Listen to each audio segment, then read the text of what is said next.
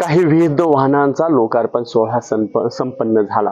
त्यामध्ये विविध वाहन म्हटले तर त्यामध्ये अग्निशमन दल असेल, बुलेट असेल किंवा त्यामध्ये ट्रॉली, ट्रॅक्टर असे अनेक वाहनांचा त्या ठिकाणी नारायण कुचे तसेच माजी आमदार अरविंद चव्हाण यांच्या हस्ते लोकार्पण सोहळा संपन्न झाला।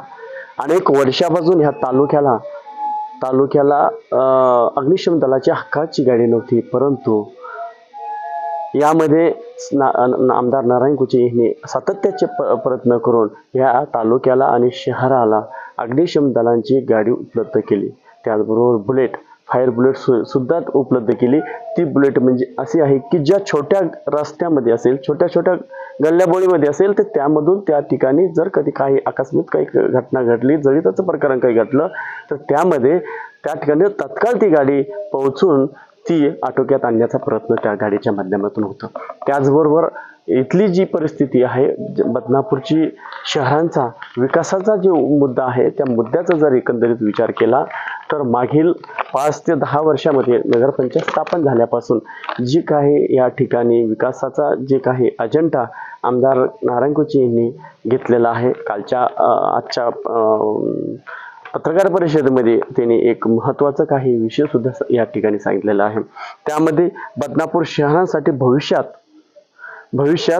बदनापूर शहरांच्या विकासासाठी भविष्यात येणारी योजना त्यांनी त्या ठिकाणी बोललेले आहे आणि त्यांनी त्या ठिकाणी सांगितलेले देखील आहे।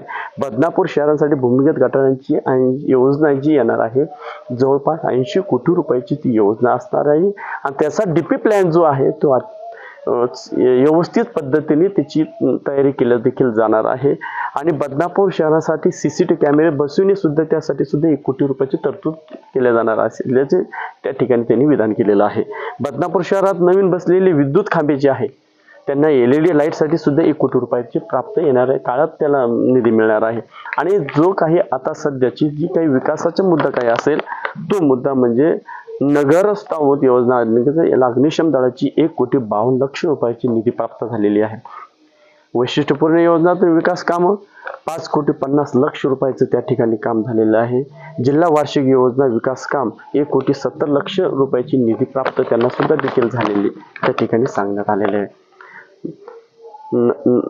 नगरी दलित स्तर योजना विकास काम 1,30,00,000 रुपये, सहाय्यक अनुदान विद्युत खांबे यांना 5 कोटी रुपयाचे, जवळपास शहरामध्ये 900 खांबे लाईटचे खांब तयार होत आहे आणि ते जवळपास ते काम सुद्धा आता पूर्णत्वास जवळपास आलेलं आहे।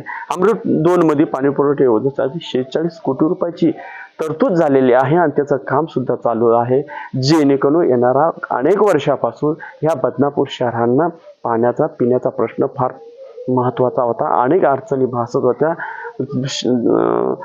साठवण तलावाचा सोमठाणा प्रकल्प विभाग असेल, त्यामध्ये पाणी साठा जरी असला तरी सुद्धा शहरांना पाणी वेळेवर मिळत नव्हतं, रोजच्या रोज पाणी येत नव्हतं।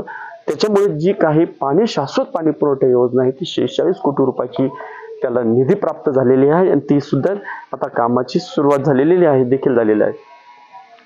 जिल्हा वार्षिक योजना सोलर लाईट 2 कोटी रुपये सुद्धा तिची सोलर लाईट साठी सुद्धा तिची मिळालेली आहे।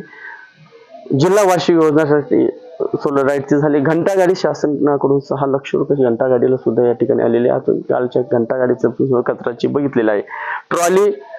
ट्रॉलीसाठी काही निधी प्राप्त झाले, लोडरसाठी सुद्धा काही फायर बुलेट सुद्धा म्हणजे असे काही कालच्या पत्रकार परिषदेमध्ये आमदार नारायण कुचे यांनी अनेक विषय सुद्धा त्यांनी त्या ठिकाणी सांगितलेला आहे की बदनापूर शहरांच्या विकासासाठी मी कुठेच कमी पडणार नाही असे त्या ठिकाणी त्यांनी पत्रकार परिषदेत सांगितलेलं आहे।